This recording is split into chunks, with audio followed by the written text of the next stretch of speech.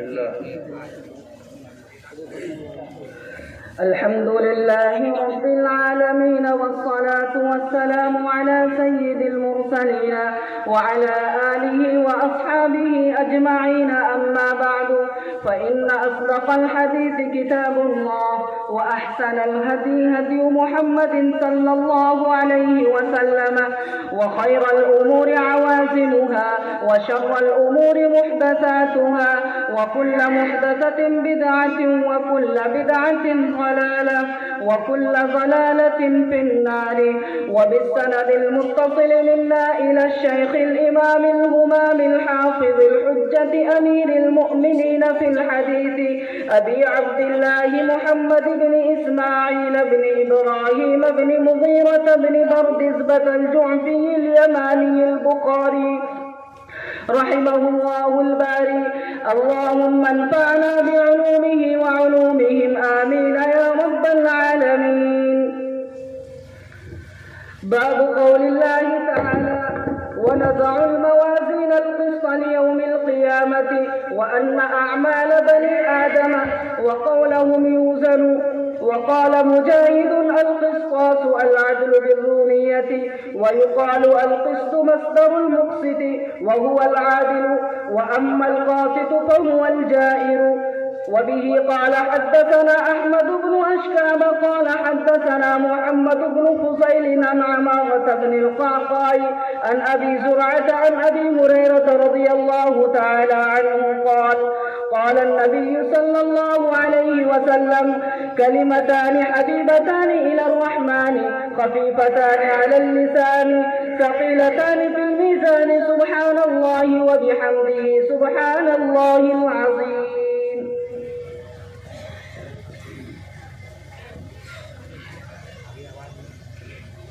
الحمد لله رب العالمين، أشهد أن لا إله إلا الله وحده لا شريك له، وأشهد أن سيدنا ومولانا محمدا عبده ورسوله، صلى الله تبارك وتعالى عليه وعلى آله وأصحابه وذرياته أجمعين. أما بعد، فبالسند المتصل منا إلى الشيخ الإمام الهمام الحافظ الحجة أمير المؤمنين في الحديث أبي عبد الله محمد بن إسماعيل بن إبراهيم بن بردزبة الجعفي البخاري رحمه الله تبارك وتعالى، ونفعنا بعلومه آمين، أنه قال: باب قول الله تبارك وتعالى: ونضع الموازين القسط ليوم القيامة وأن أعمال بني آدم وقولهم يوزن. وقال مجاهد: القسطاس والعدل بالرومية، ويقال القسط مصدر المقسط وهو العادل، وأما القاسط فهو الجائر. وبه قال حدثنا أحمد بن إشكاب قال حدثنا محمد بن فضيل عن عمارة بن القعقاع عن أبي زرعة عن أبي هريرة رضي الله تعالى عنه وعنهم قال: قال رسول الله صلى الله تعالى عليه وسلم: كلمتان حبيبتان إلى الرحمن خفيفتان على اللسان ثقيلتان في الميزان، سبحان الله وبحمده سبحان الله العظيم.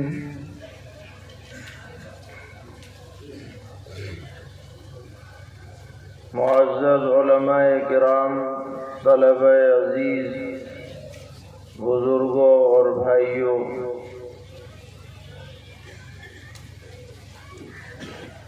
اللہ تعالیٰ کا بہت بڑا فضل و کرم اور انعام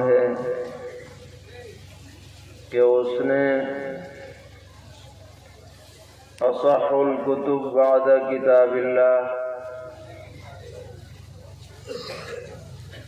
الجامع الصحیح للامام البخاری کی تکمیل کی توفیق عطا فرمائی ہے۔ اس پر جتنا بھی شکر ہم بجا لائیں وہ کم ہے۔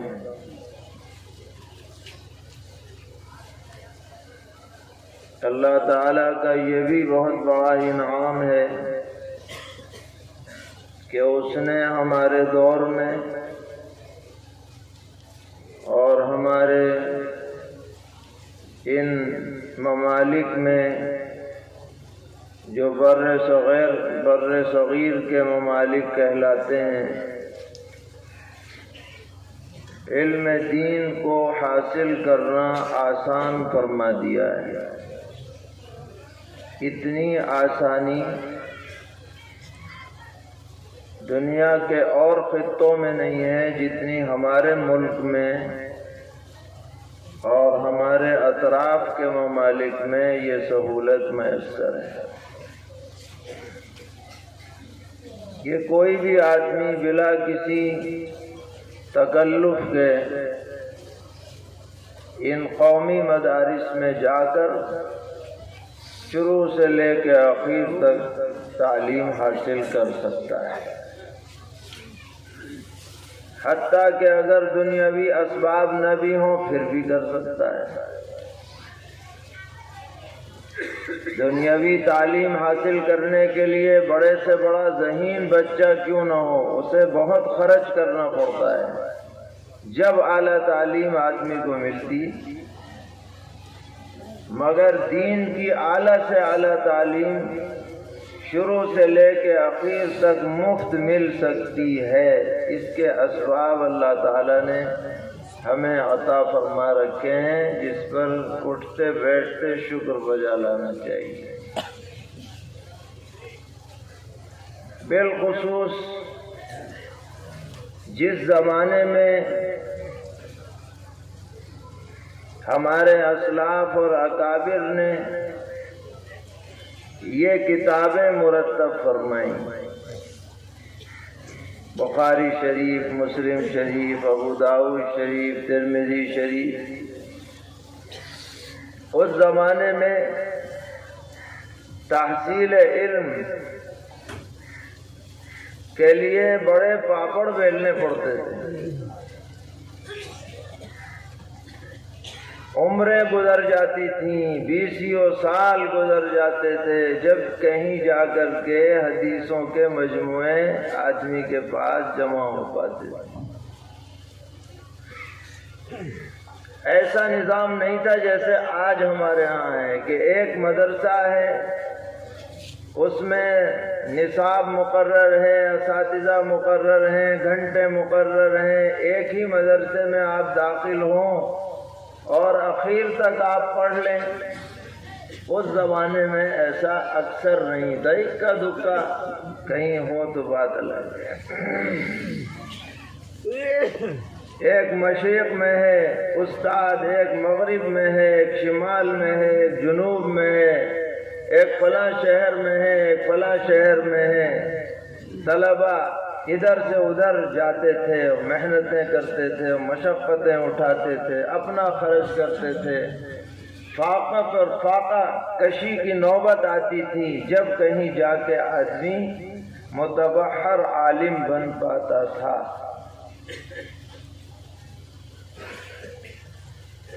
شیخ عبد الفتاح ابو غدہ رحمۃ اللہ علیہ نے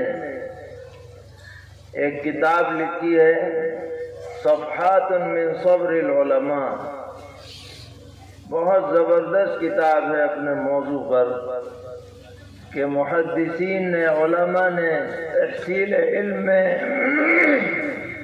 کیسی مشقتیں اٹھائیں، ان کے واقعات اس میں جمع کیے گئے۔ اس میں ایک واقعہ لکھا ہے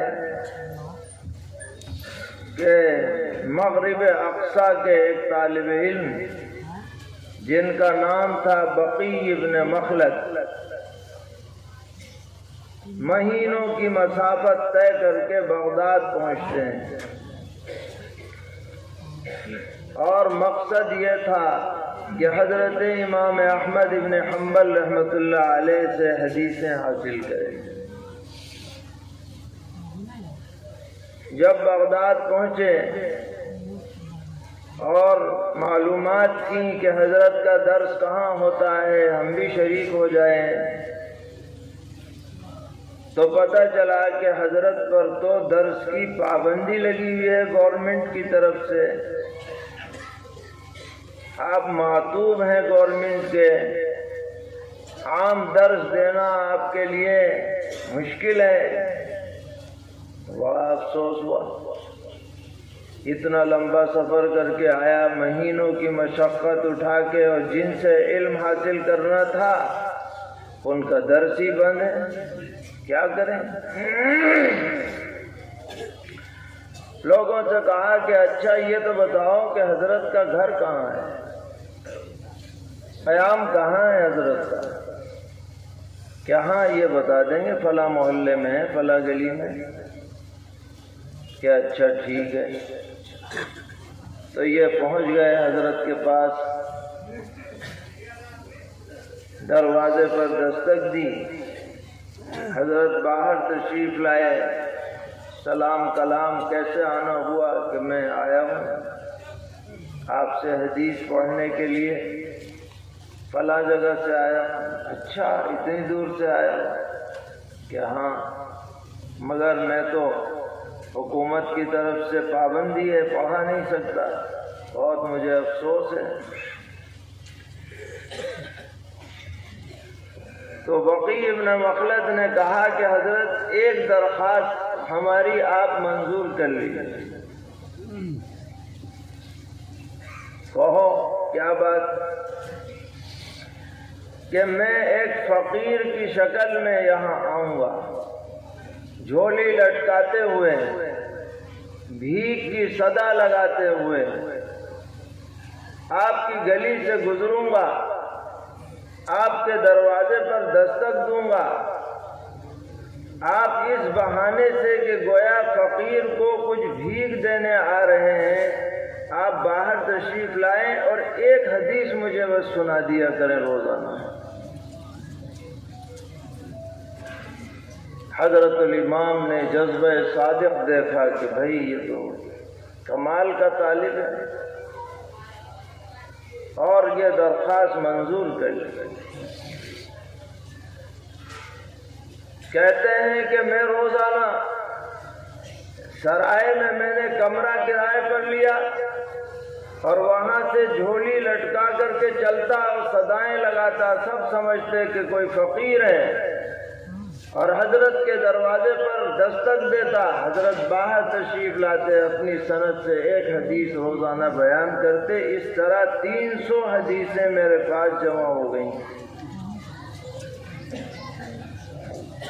اس کے بعد اللہ تعالیٰ نے حالات بدلے اور حضرت کو درس کی اجازت مل گئی۔ تو جب درس شروع ہوا تو آپ نے پہلی تپائی پر مجھے بٹھایا اور دیگر طلباء سے کہا کہ بھائی جسے طالب علم دیکھنا ہو اسے دیکھو، یہ ہے اصل طالب علم، اتنی دور سے آیا اور اس نے اسی انداز میں مجھ سے حدیثیں حاصل کی۔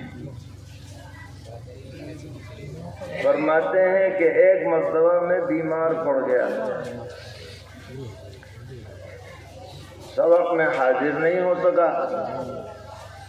حضرت نے پوچھا کہ بھائی وہ مغربی طالب علم کہاں گیا؟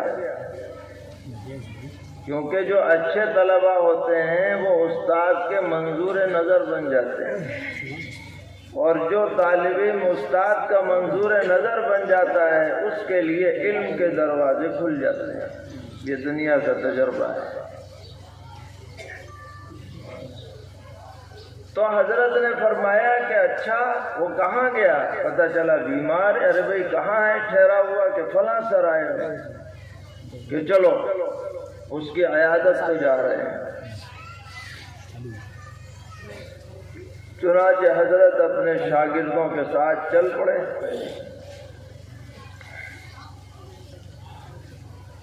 بقی ابن مخلد کہتے ہیں کہ میں اوپر کمرے میں لیٹا ہوا تھا، اچانک شور مچا، جا امیر المومنین فی الحدیث، جا امیر المومنین فی الحدیث، اور ایک مجمع چلا آ رہا ہے۔ میرے تصور میں بھی نہیں تھا کہ حضرت الاستاذ یہاں تشریف لائیں گے، دیکھا کہ حضرت تشریف لا رہے ہیں اور میری عیادت فرمائی، اور لوگوں کے ہاتھوں میں کاغذ قلم، کیا حضرت کی زبان سے نکلے اور کیا نوٹ کیا جائے۔ تو حضرت نے میری عیادت کرتے ہوئے فرمایا، بڑا ہی پر اثر جملہ کہ جب آدمی بیمار ہوتا ہے تو صحت کو بھول جاتا ہے، اور جب صحت مند ہوتا ہے تو بیماری کو بھول جاتا ہے۔ بیمار ہوتا ہے تو وہ سمجھتا ہے صحت ہی نہیں ہوگی، اور صحت مند رہتا ہے تو یہ سمجھتا ہے بیماری نہیں ہوگا، حالانکہ دونوں چیزیں آدمی کے ساتھ لگی ہوئی ہیں، کبھی بیمار ہے کبھی صحت ہے، کبھی صحت ہے تو کبھی بیماری۔ تو یہ کوئی ایک واقعہ نہیں ہے، ایسے ہزاروں واقعات ہیں اس دور کے کہ جب تحصیل علم کے لیے کتنی مشقتیں برداشت کی جاتی تھیں۔ آج تو پکا پکایا مل رہا ہے، کتابیں جمع شدہ ہیں، ہر کتاب پہ حاشیہ ہے بہترین والا، اور بھائی شروحات کی بھی بھرمار ہے۔ اتنا زیادہ آسان ہو گیا ہے علم کہ اسے چبانے کی بھی ضرورت نہیں ہے، سیدھا ہی چلا جا رہا ہے۔ اسی لیے وہ گیرائی نہیں ہے جو بزرگوں میں تھی، کیونکہ جو چیز آسانی سے ملتی ہے تو آسانی سے چلی بھی جاتی ہے، آسانی سے ملتی ہے تو چلی بھی آسانی سے جاتی ہے۔ اسی لیے ہم اپنے عزیز طلباء سے عرض کیا کرتے ہیں کہ صرف اردو کی شروحات پر بھروسہ نہ کرو،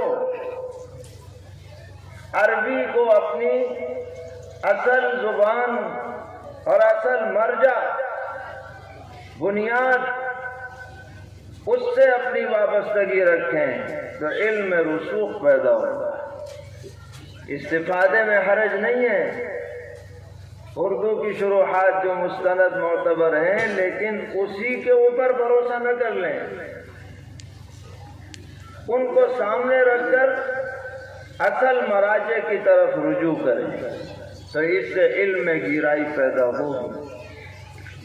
اللہ تعالی ہم سب کو علم نافع عطا فرمائے اور علم رسوخ عطا فرمائے، اور جو تعلق اپنے فضل و کرم سے حدیث سے عطا ہوا ہے، اللہ تعالی مرتے دم تک اس تعلق کو برقرار رکھے۔ آپ حضرات یہ نہ سمجھے کہ بس اب ہم فارغ ہو گئے، فارغ نہیں ہو رہے ہیں، ابھی تو آپ علم کے دروازے میں داخل ہو رہے ہیں۔ نصاب آپ نے مکمل کیا ہے، علم مکمل نہیں کیا ہے۔ نصاب الگ چیز ہے، علم الگ چیز ہے۔ ایک نظام کے تحت نصاب بنایا گیا، یہ مطلب نہیں ہے کہ سارا علم آ گیا۔ حضرت الاستاذ حضرت مفتی سعید احمد صاحب پالنپوری نور اللہ مرقدہ وبرد اللہ مرجع فرمایا کرتے تھے کہ جب آدمی دورہ حدیث شریف مکمل کرنے کے بعد 10 سال تک اسی مشغلے میں لگتا ہے تو اسے کچھ علم آنا شروع ہوتا ہے، اور اگر کچھ کن کن ذہن ہو تو 15 سال چاہیے، تب اسے کچھ علم آنا شروع ہوتا ہے۔ یہ حضرت کے الفاظ ہیں۔ تو ہم نے یہ 8 سال یہاں لگائے، یہ نہ سمجھے کہ مکمل ہو گئے، تو کچھ مناسبت پیدا ہوئی ہے۔ اب یہ اگر برقرار رکھی جائے گی تو بڑھے گی، اور اگر ہم سمجھ لیں گے کہ فاضل ہو گئے تو فاضل من الفضول ہو جائیں گے بجائے من الفضل کے، بجائے ترقی کے زوال شروع ہو جائے گا۔ حضرت الاستاذ حضرت مولانا نصیر احمد خان صاحب نور اللہ مرقدہ، بخاری شریف کے آخری درس میں حضرت نے نصیحت فرمائی تھی کہ آپ حدیث کی کسی بھی کتاب کو ہر روز اپنے مطالعے میں رکھیں، 1 صفحہ پڑھ لیں، 2 صفحہ پڑھ لیں۔ اس کے لیے کوئی استاد حدیث ہونا ضروری نہیں ہے، کوئی بھی پڑھ سکتا ہے۔ اگر آپ سب کتابیں نہیں خرید سکتے تو ایک کتاب کوئی خرید لیں ذاتی، روزانہ جیسے قرآن پاک کی تلاوت ہوتی ہے 1 صفحہ اس کا بھی پڑھ لیا جائے تو یہ ربط برقرار رہے۔ اللہ تعالیٰ توفیق عطا فرمائے۔ بخاری شریف کی تکمیل ہو رہی ہے اور یہ تکمیل حسن تکمیل کی حیثیت رکھتی ہے کہ جب رخصتی کا وقت آتا ہے، جدائی کا وقت آتا ہے تو کوئی وصیت اور نصیحت کی جاتی ہے۔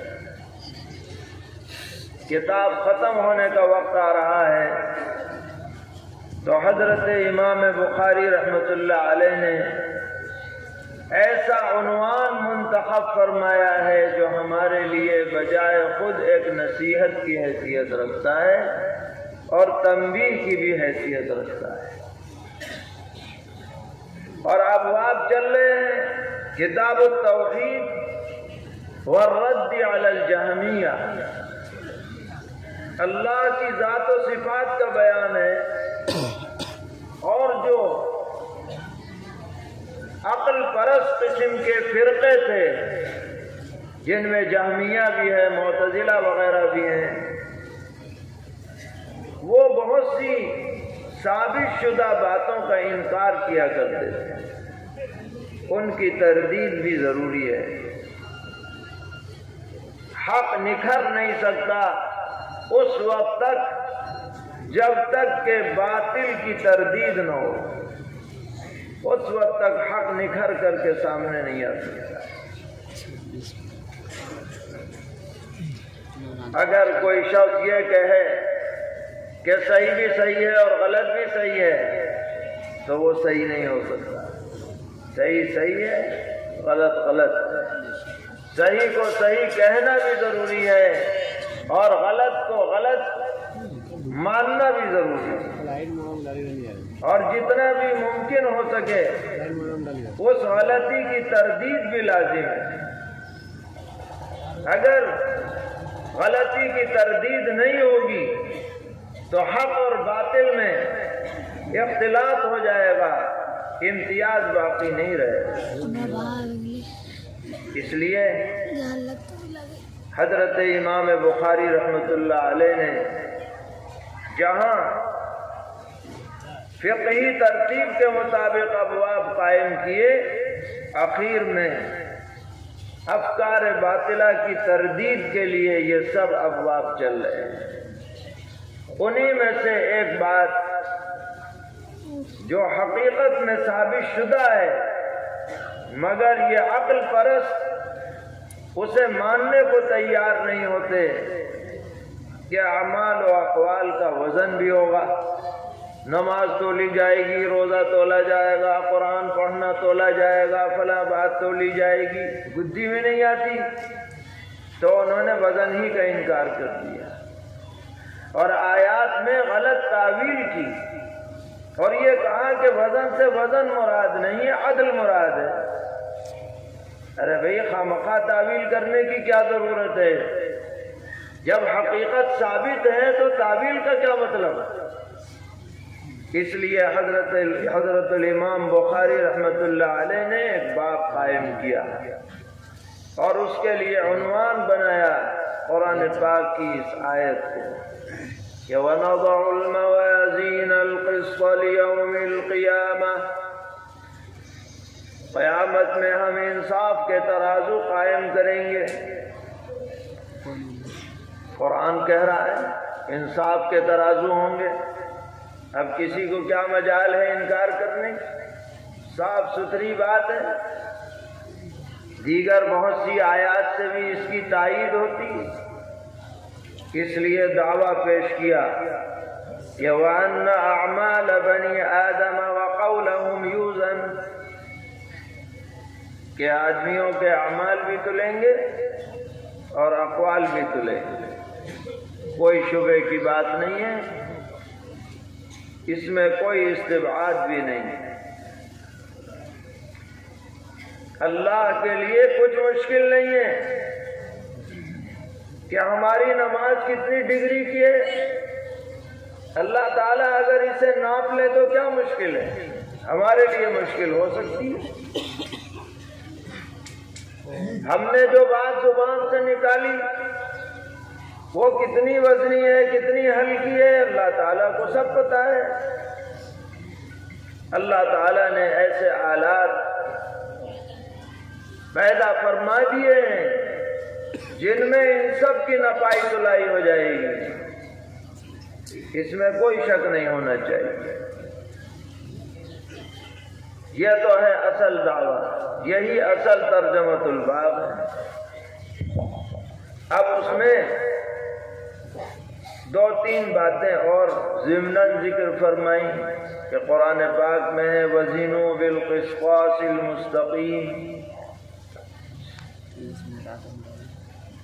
وزن کیا کرو سیدھی ترازو سے، سیدھی تول سے۔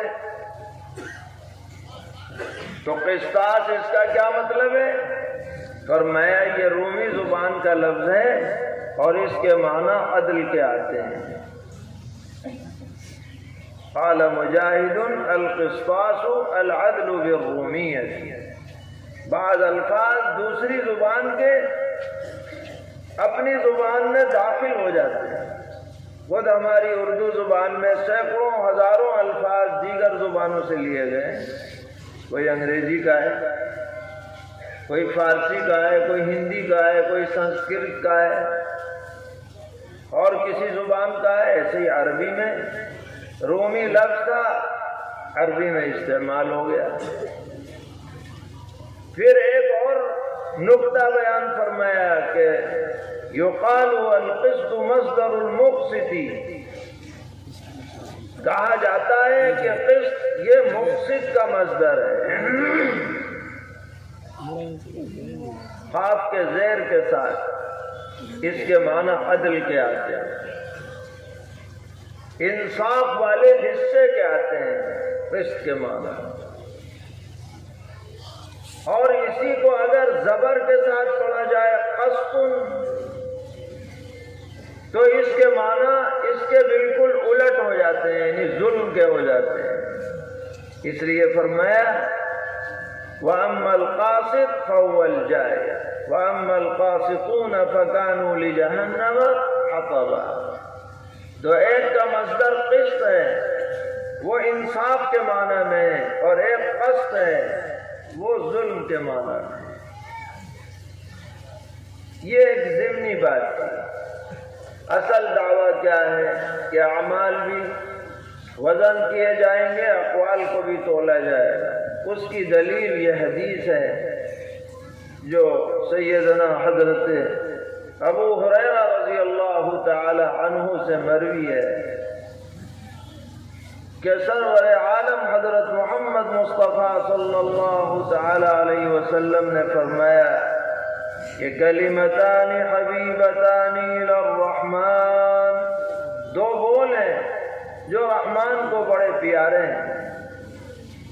اس کی شرح کرتے ہوئے شارحین لکھتے ہیں یعنی دو ایسے بول ہیں کہ جو انہیں بولتا ہے وہ اللہ کا پیارا بندہ بن جاتا ہے۔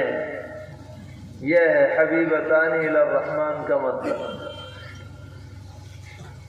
یہ تو بہت بڑی بات ہے، اللہ کا کوئی محبوب بن جائے، اس سے بڑا مقام اور مرتبہ کیا ہو سکتا ہے؟ تو کسی کے ذہن میں بات آ سکتی تھی کہ اس کے لیے تو بڑی مشقت اٹھانی پڑے گی، تو فوراً فرمایا خفیفتان علی اللسان، کوئی محنت کچھ نہیں ہے، بہت ہلکے پھلکے ہیں، بہت محنت کرنے کی ضرورت نہیں ہے، آسانی سے ادائیگی ہو سکتی ہے۔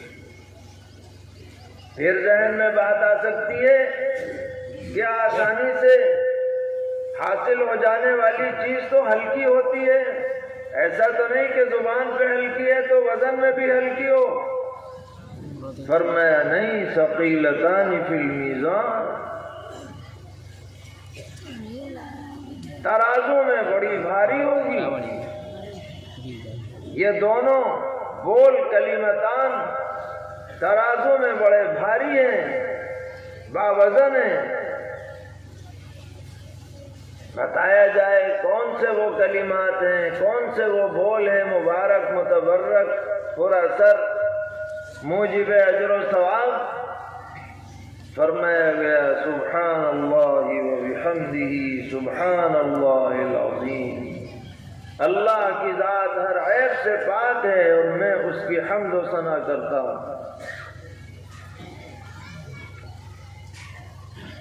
اور اللہ ہر عیب سے پاک ہے اور وہ عظیم ہے۔ یہ جو وبحمدہ ہے اس میں واو یتحالیہ ہے، اور اس اعتبار سے ترجمہ یہ ہے کہ اللہ تعالیٰ ہر عیب سے پاک ہے، ذرا حالے کے میں اس کی حمد و ثنا کر رہا ہوں۔ گویا میں اس جملے کو جو بول رہا ہوں وہ اللہ تعالیٰ کی حمد و ثنا کے ساتھ ساتھ بول رہا۔ اور دوسرا ترجمہ اس کا یہ ہے کہ حمد یہاں لازمی معنی کے اندر ہے، یعنی بمعنی توفیق،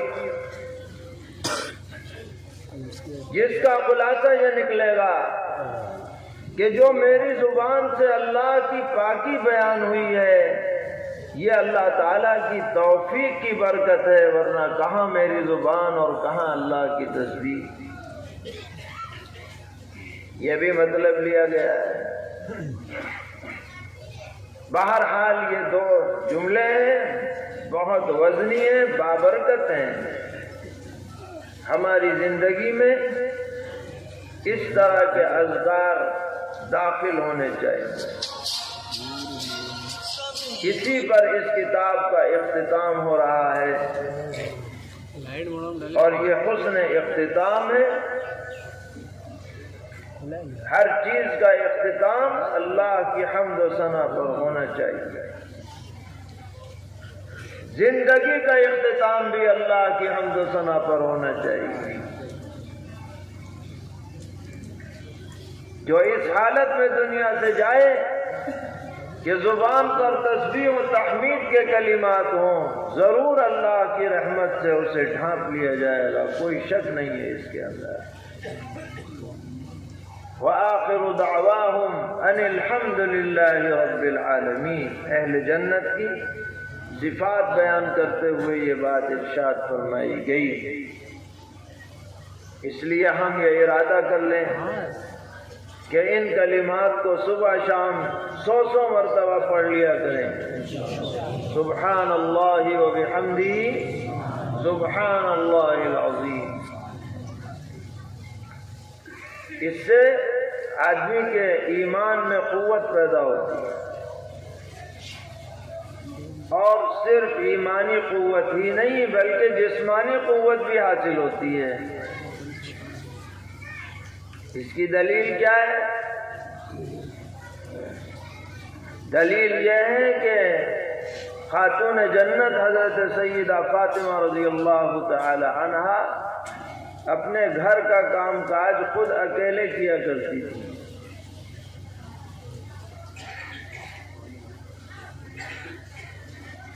چکی بھی پیسا کرتی تھیں، جھاڑو بھی دیا کرتی تھیں، چولہا بھی جلایا کرتی تھیں، بڑی تھکاوٹ سی محسوس ہوتی تھی۔ تو سیدنا حضرت علی کرم اللہ تعالی وجہ نے ایک دن فرمایا کہ ابا جان کے پاس غلام باندھی آتے رہتے ہیں، تم بھی لے آؤ، کوئی تمہارا خادم ہو جائے گا، خادمہ ہو جائے گی۔ بہت کہنے سننے سے تشریف لے گئی تو حضور کی خدمت میں مہمان بیٹھے تھے، دیکھ کے آ گئی، مگر حضرت کی نظر پڑ گئی کہ صاحبزادی صاحبہ آئی تھیں۔ تو حضرت جب فارغ ہوئے تو خود تشریف لائے اور پوچھا کہ بیٹیا کیسے آئی؟ شرم کے مارے بتایا نہ جائے کیوں گئی تھی۔ تو حضرت علی کرم اللہ تعالی وجہ نے پوری بات بتائی کہ میں نے ہی بھیجا تھا اور یہ بات ہے، ان کے کپڑوں میں سوراخ ہو گئے ہیں، کپڑے گرد میں اٹ جاتے ہیں، ہاتھوں میں گٹے پڑ گئے ہیں، کوئی غلام باندی خادم خادمہ مل جائے تو اچھا ہے۔ پیغمبر علیہ السلام نے فرمایا کہ وہ آئے تو تھے غلام باندی، لیکن میں اپنی بیٹی سے زیادہ شہدائے بدر کے لوگوں کی خدمت افضل سمجھتا ہوں، ان کا حق زیادہ ہے۔ اور میں تمہیں بتاتا ہوں ایسی چیز جو تمہارے لیے غلام باندی سے بڑھ کر، اور پھر یہی تسبیح سوتے وقت پڑھنے کو بتائی کہ سبحان اللہ 33 مرتبہ اور الحمدللہ 33 مرتبہ اور اللہ اکبر 34 مرتبہ پڑھ کر کے سویا کرو، یہ تمہارے لیے غلام باندی سے بڑھ کر ہے۔ محدثین فرماتے ہیں کہ اس نصیحت سے پتہ چلا کہ اللہ کے ذکر سے ہر طرح کی قوت نصیب ہوتی ہے، روحانی قوت بھی حاصل ہوتی ہے اور جسمانی قوت بھی حاصل ہوتی ہے۔ تو سبحان اللہ و بحمدہ، سبحان اللہ العظیم ہماری زبانوں پر رہے، صبح و شام ہم پڑھیں اور اللہ کا شکر بجا لاتے رہیں، انشاءاللہ زندگی میں خیر ہوگی اور برکت نصیب ہوگی اور عاقبت اچھی ہوگی۔ اللہ تعالیٰ اس ادارے کو اور اس گلشن کو آباد اور شاداب رکھے، ترقیات سے نوازے، طلبہ اساتذہ کو علم دین کی خدمت میں مسلسل لگے رہنے کی توفیق عطا فرمائے، علم میں برکتیں عطا فرمائے، اپنے نیک اور مخصوص اور منظور نظر بندوں میں شامل فرمائے، سبھی معاونین منتظمین کو جزائے خیر عطا فرمائے اور سبھی حاضرین کی جائز حاجات کو پورا فرمائے۔ وصلی اللہ تعالی علی خیر خلقہ محمد وآلہ وصحبہ اجمعین برحمتک یا ارحم الراحمین۔